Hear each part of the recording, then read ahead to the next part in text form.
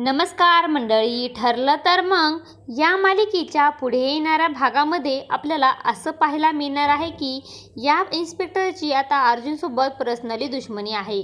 तो अर्जुनला म्हणतो की जर पुढच्या हेअरिंगपर्यंत तू स्वतःला सिद्ध करू शकला नाहीस तर माझ्याशी गाठ आहे. मग तुम्हाला माझ्या पद्धतीने असं रिमाइंडरमध्ये घेईन ना की खुनाचा आरोप तुम्ही कबूल करताल.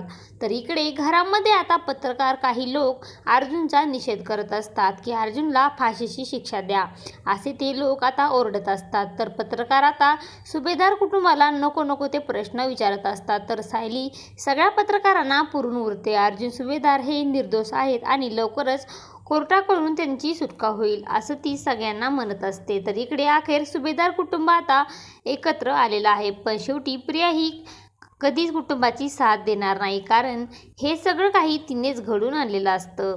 प्रिया मनातल्या मनात बोलत असते की सायली तू कितीही मोठ्या मोठ्या गोष्टी कर, पण यावेळेस तुझं काय रविराजसुद्धा अर्जुनला जेलमधून बाहेर काढू शकणार नाही.